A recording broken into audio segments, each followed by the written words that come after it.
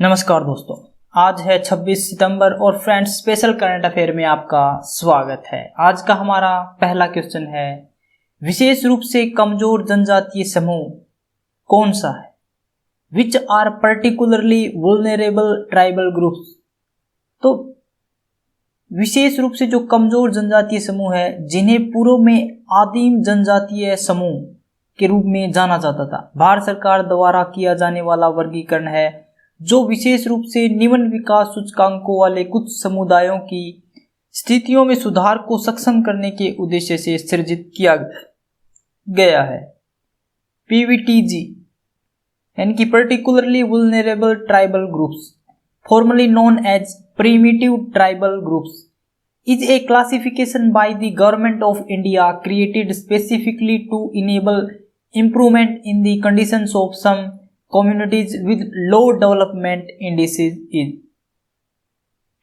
ऐसे समूह की प्रमुख विशेषताओं में एक आदिम कृषि प्रणाली का प्रचलन, शिकार और खाद्य संग्रहण का अभ्यास, शून्य या नकारात्मक जनसंख्या वृद्धि, अन्य जनजातीय समूहों की तुलना में साक्षरता का अत्यंत निम्न स्तर और लिखित भाषा की अनुपस्थिति आदि शामिल हैं। इसका सृजन डेबर आयोग की रिपोर्ट 1960 के आधार पर किया गया था, जिसमें कहा गया था कि अनुसूचित जनजातियों के भीतर भी विकास दर में काफी असमानता है। चौथी पंचवर्षीय योजना के दौरान विकास के निचले स्तर पर मौजूद समूहों की पहचान करने के लिए अनुसूचित जनजातियों के भीतर एक उप श्रेणी बनाई गई थी। इस उप श्रेणी को आदिम जनजातीय समूह कहा जाता था, जिसका नाम बदलकर बाद में विशेष रूप से कमजोर जनजातीय समूह कर दिया गया। ओडिशा में 62 आदिवासी समूहों में से 13 को इस ग्रुप में मान्यता प्रदान की गई, जो कि देश में सबसे अधिक है। वर्तमान में ओडिशा में पीवीटीजी से संबंधित 2.5 लाख की आबादी है, जो कि 11 जिलों के लगभग 1429 गांवों में रहते हैं। अंतर्राष्ट्रीय वित्तीय सेवा केंद्र IFSC क्या है? What is the international financial services centre? तो IFSC घरेलू अर्थव्यवस्था के क्षेत्राधिकार से बाहर के ग्राहकों की आवश्यकताओं की पूर्ति करता है। यह देश की सीमाओं के पार वित्तीय उत्पादों और सेवाओं के प्रवाह संबंधी मामले देखता है। IFSC caters to the needs of customers outside the jurisdiction of the domestic economy. It deals with matters relating to the flow of finance, financial products and services across the border of the country.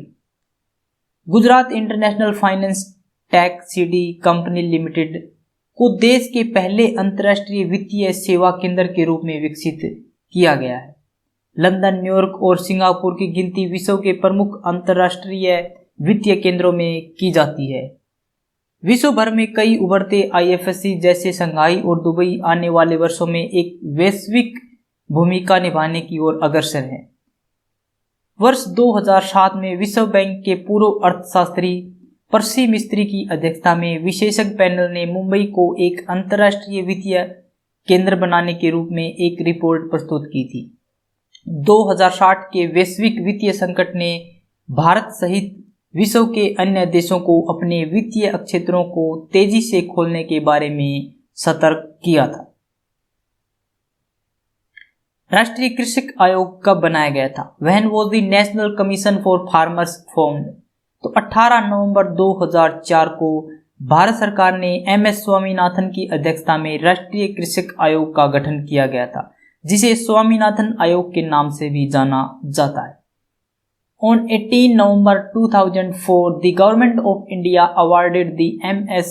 The National Commission for Farmers was formed under the chairmanship of Swaminathan, also known as Swaminathan Commission. आयोग का मुख्य उद्देश्य कृषि प्रणाली को स्थिरता प्रदान करने हेतु एक व्यवस्था का निर्माण करना और कृषि क्षेत्र को अधिक लाभदायक और लागत प्रतिस्पर्धी बनाना था। आयोग की सिफारिशें स्वामीनाथन आयोग द्वारा राष्ट्रीय कृषक आयोग द्वारा प्रस्तुत सिफारिशों के अंतर्गत इस बात पर विशेष जोर दिया गया था कि छोटे किसान को प्राप्त होने वाले लाभ तथा उसकी उत्पादन क्षमता के आधार पर न्यूनतम समर्थन मूल्य की गणना की जानी चाहिए। आयोग ने अपनी सिफारिशों में किसानों को फसल लागत मूल्य से 50% अधिक न्यूनतम समर्थन मूल्य देने की बात कही थी। किसानों हेतु लाभकारी मूल्य सुनिश्चित करने के लिए उन्हें अनुबंध कृषि की ओर प्रोत्साहित करने की भी सिफारिश की गई थी। न्यूनतम समर्थन मूल्य क्या होता है? What is the minimum support price, MSP? न्यूनतम समर्थन मूल्य एक प्रकार का बाजार हस्तक्षेप होता है जिसमें सरकार किसानों को एक तरह से मूल्य सुरक्षा प्रदान करने का प्रयास करती है। Minimum support price is a type of market intervention in which the government tries to provide price protection to farmers in a way।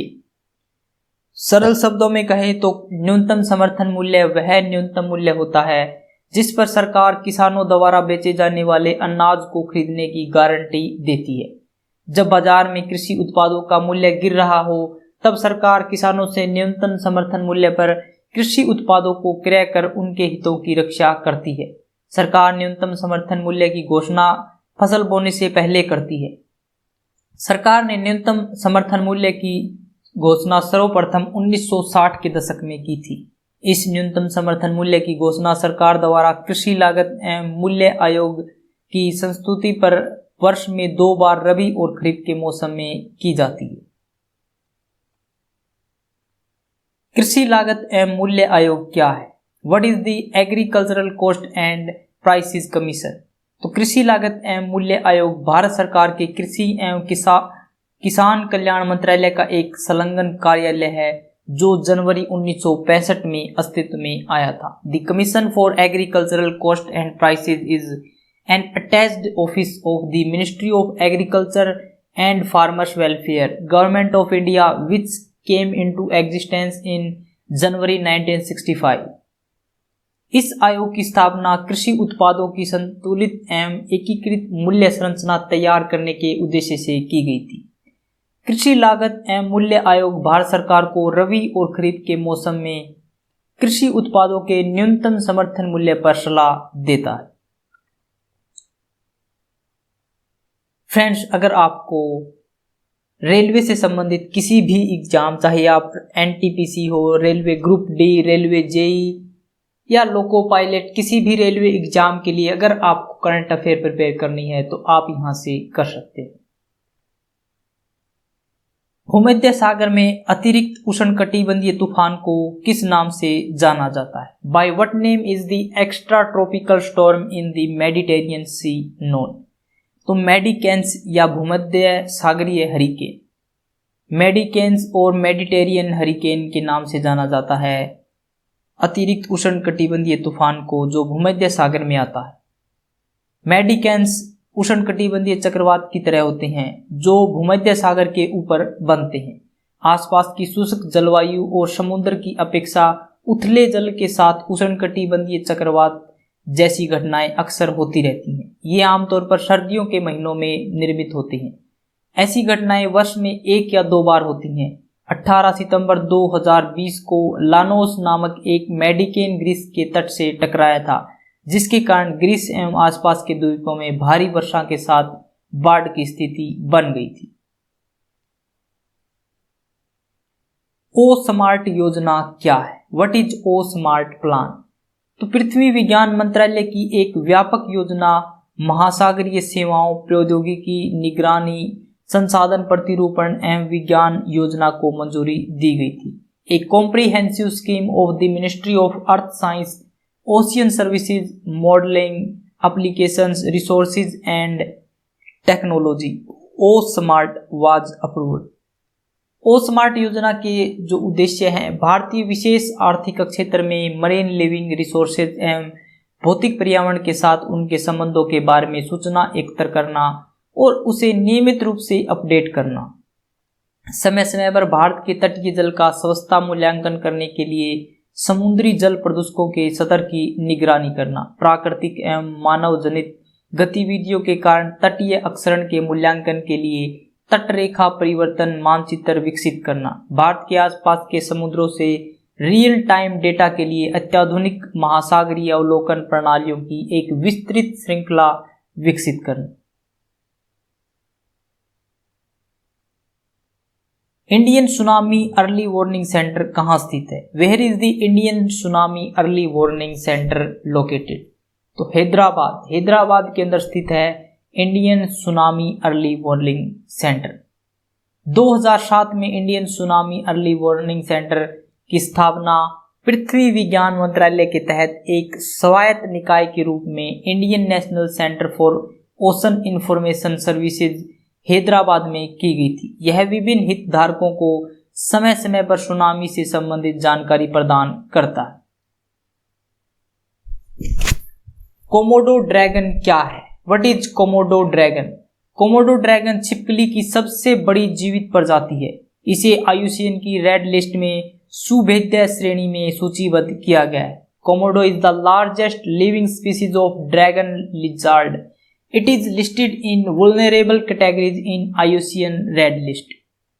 Komodo dragon एक्सेरुकी जीवों, पक्षियों एवं स्तनधारियों का शिकार करते हैं। कोमोडो ड्रैगन में विष ग्रंथियां पाई जाती हैं जो विषाक्त पदार्थों से भरी होती हैं। इसे कोमोडो मॉनिटर के रूप में भी जाना जाता है, जो इंडोनेशियाई द्वीपों के कोमोडो, रिनका, फ्लोरेस और गिलीमोटंग में पाई जाती हैं। ये देख सकते हैं फ्रेंड्स आप कि कैसी होती है कोमोडो ड्रैगन। छिपकली की सबसे बड़ी प्रजाति होती है ये। सभी महान चीजें बड़ी सरल होती हैं और कईयों को हम बस एक शब्द में व्यक्त कर सकते हैं, जैसे कि स्वतंत्रता, न्याय, सम्मान, कर्तव्य, दया, आशा। लेकिन इनको जब हम अपनी रियल लाइफ में उतारते हैं या इनके ऊपर कुछ भी, चाहे कोई कानून बनाना हो या कोई भी व्यक्ति इनका जब पालन करता है तो ये सबसे बड़ी हो जाती है। सभी महान चीजें बड़ी सरल होती हैं, लेकिन इन्हें अपनाना पड़े तो ये सबसे बड़ी और सबसे कह सकते हैं कि मुश्किल हो जाती है। अगर आपको वीडियो अच्छी लगी तो इसे लाइक करें, शेयर करें और हमारे चैनल को सब्सक्राइब करें ताकि आपको नोटिफिकेशन मिलता रहे। अगर आपको इसकी PDF चाहिए तो आप हमारे टेलीग्राम ग्रुप से डाउनलोड कर सकते हैं, जिसका लिंक हमने डिस्क्रिप्शन बॉक्स में दिया हुआ है। आज के लिए इतना ही फ्रेंड्स। Thanks for watching.